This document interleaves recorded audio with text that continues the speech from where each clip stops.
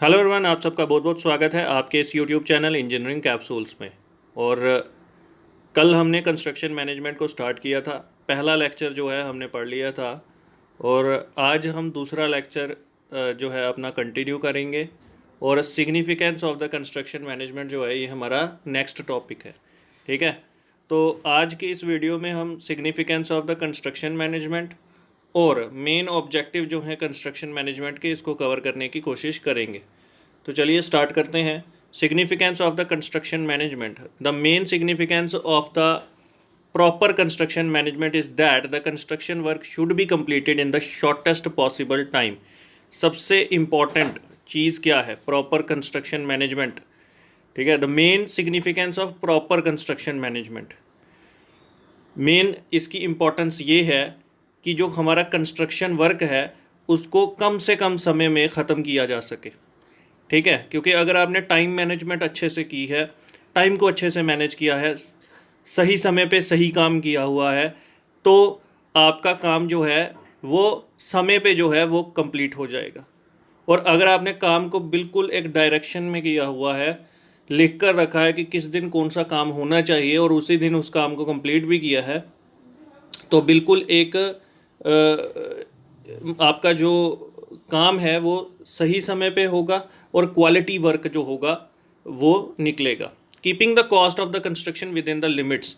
और सिग्निफिकेंस में ये भी आता है कि जो कॉस्ट है कंस्ट्रक्शन की वो भी लिमिट्स के अंदर ही रहे। जितना पैसा लगना चाहिए उतना ही लगे, उससे ज़्यादा ना लगे।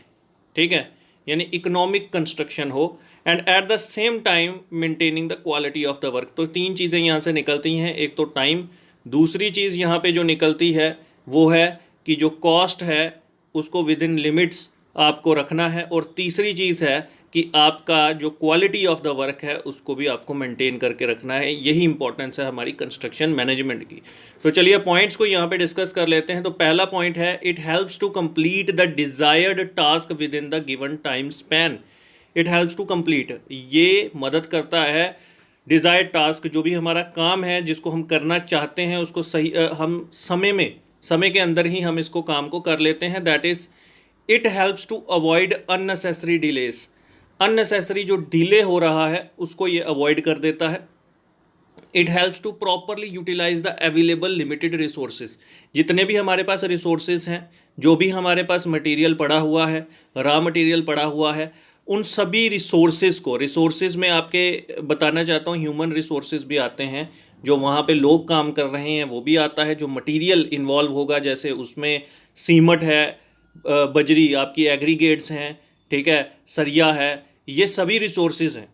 ठीक है, जो जो चीज़ें वहाँ पे यूज़ हो रही हैं, इलेक्ट्रिसिटी है, ये सभी मशीनरी है, मनी है, दीज आर द रिसोर्सेज। और ये कह रहा है प्रॉपरली यूटिलाइज किया जाता है।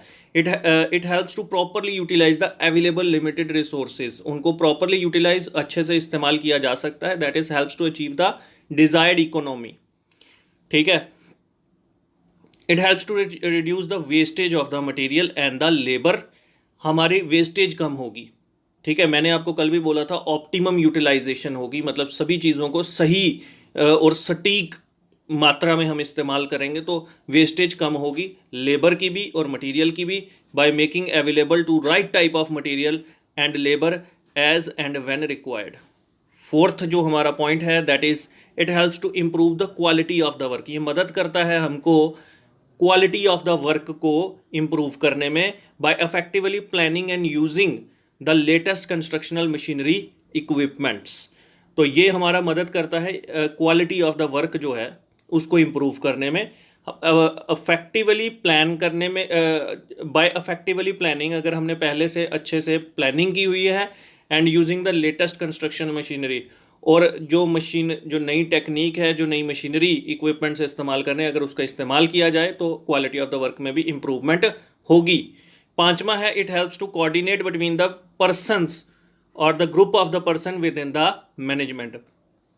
इट हेल्प्स टू कोऑर्डिनेट, मदद करता है कोऑर्डिनेट करने में, यानी एक हार्मोनी क्रिएट करता है दो लोगों के अंदर।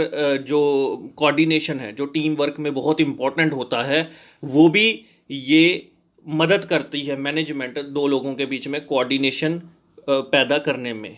सिक्स्थ है it helps to reduce the cost of the construction, ये मदद करता है कॉस्ट ऑफ कंस्ट्रक्शन को कम करने में, जो खर्चा कंस्ट्रक्शन के समय में आना है उसको कम करने में ये बहुत मदद करता है। And achieve maximum benefit in terms of the construction output, और मैक्सिमम बेनिफिट जो है हमको अचीव करने में मदद करता है in terms of the construction output. Seventh question है it helps to develop family environment, ये फैमिली इन्वायरमेंट पैदा करता है कंस्ट्रक्शन साइट पे, सभी लोग जो हैं एक गोल के लिए काम कर रहे हैं यहाँ पे। The proper management improves the standard of living of the labour, और प्रॉपर मैनेजमेंट में जो लोग वहाँ पे, जो लेबर वहाँ पे काम कर रही है उसकी स्टैंडर्ड ऑफ लिविंग में भी मदद आती है, उसमें भी वो होता है standard of living of the labour class by providing them essential amenities to stop the labour migration.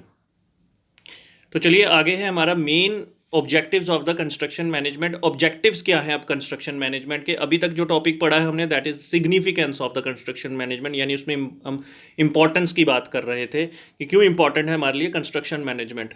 अब उसके ऑब्जेक्टिव्स की बात करते हैं। The main objectives of the construction management are given below, ये नीचे दिए हुए हैं हमें।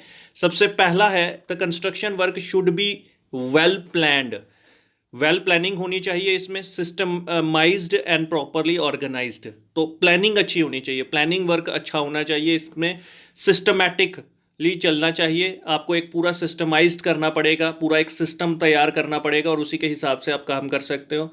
एंड प्रॉपरली ऑर्गेनाइज्ड, और अच्छे से आपको इसको ऑर्गेनाइज भी करना है। The project work should be completed with in the stipulated time, project work को आपको स्टिपुलेटेड टाइम के अंदर कंप्लीट करना है, ठीक है।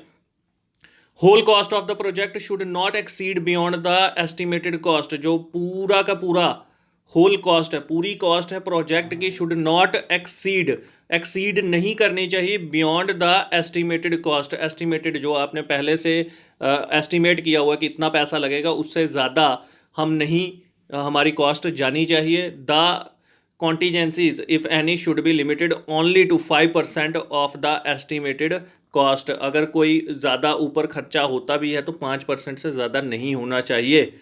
All the construction activities of the project should be executed as per the written guidelines and the standard specification, जितने भी आप कंस्ट्रक्शनल एक्टिविटीज़ वहाँ पे करोगे, जितनी भी कंस्ट्रक्शन एक्टिविटीज़ परफॉर्म होंगी प्रोजेक्ट पे, शुड बी एग्जीक्यूटेड, उसको करना है आपने as per the written guidelines, जो गाइडलाइंस आपको दी गई हैं या जो स्टैंडर्ड स्पेसिफिकेशन है, ठीक है, आईएस कोड्स भी होते हैं और गाइडलाइंस हैं, उन्हीं को आपने फॉलो करना है, उसके बाहर आपको नहीं करना है। पांचवा, there should be a collective effort to achieve the constructional economy, सबको खर्चा बचाना है वहाँ पे, सबको एक रिस्पॉन्सिबिलिटी है कि सबने मिलकर एफर्ट लगाना है कि हमारी जो कंस्ट्रक्शन भी हो और कम से कम खर्चे के अंदर हो, ठीक है, क्वालिटी भी अच्छी हो, कॉम्प्रोमाइज़ नहीं करना है अपने क्वालिटी के साथ।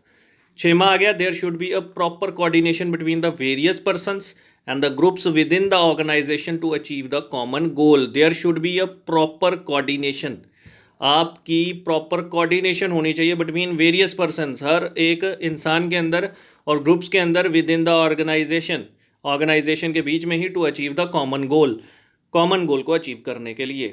सातवां है, one of the main objectives of the constructional management should be to maintain the quality level of the work. एक मेन ऑब्जेक्टिव जो है कंस्ट्रक्शनल मैनेजमेंट का ये भी है, होना चाहिए, to maintain the quality level of the work, ताकि जो हमारा जो क्वालिटी लेवल है उसको बढ़ाया जा सके in a well planned system. Well planned system में it should be ensured at the top level of the hierarchy high command, the quality of the work is never compromised. Quality of work जो है इसके साथ कभी भी compromise नहीं होना चाहिए, आपको क्वालिटी जो है उसको हमेशा मेंटेन करना चाहिए, और ये हाई लेवल को ही इंश्योर करना है। जो हाई कमांड है, जो हाई ऊंची डेजिग्नेशन पे बैठे लोग हैं, उनको ये इंश्योर करना है कि क्वालिटी के साथ कोई कॉम्प्रोमाइज़ नहीं होना चाहिए। इकोनॉमी को अचीव करने में भी ये हमने लास्ट डिस्कस किया है। आठवां हमारा पॉइंट है, there should be whole hearted effort, सबको एफर्ट लगाना है थ्रू द ऑर्गेनाइज सिस्टम के through to utilise the available resources successfully, ताकि जो हमारे पास रिसोर्सेज हैं उसको अफेक्टिवली इस्तेमाल किया जा सके। That is to properly control finance, आपको पैसे को कंट्रोल करना है, मशीन तभी यूज़ करनी है जब उसका काम हो, ठीक है। मटेरियल जो इस्तेमाल हो रहा है, स्टाफ जो आपके पास लोग काम कर रहे हैं including skilled and unskilled labour, इनको प्रॉपरली यूज़ करना है सबको और इनसे अच्छे से काम जो है करना है इनके साथ। The project should be supervised by the well trained staff. जो हमारा प्रोजेक्ट है इसको सुपरवाइज होता है जो नज़र रखते हैं, ठीक है, उसकी देखभाल जो हम कर रहे हैं वो एक ट्रेंड स्टाफ के द्वारा सुपरविजन होनी चाहिए। आ रहा समझ आप सभी को? ये थे हमारे दो आज के इस लेक्चर में ऑब्जेक्टिव और सिग्निफिकेंस हमने कवर कर लिए हुए हैं। आने वाले लेक्चर्स में हम इसके आगे के जो भी टॉपिक्स हैं उसको कवर करेंगे। अभी functions of the construction management बहुत इंपॉर्टेंट है, पेपर में ये पूछा जाता है, तो और कुछ पॉइंट्स हैं उनको हम यहाँ पे डिस्कस करेंगे, ठीक है। तो कल हम मिलते हैं, थर्ड लेक्चर हम कल कवर करेंगे, ठीक है। Thank you very much for watching this video. God bless you all.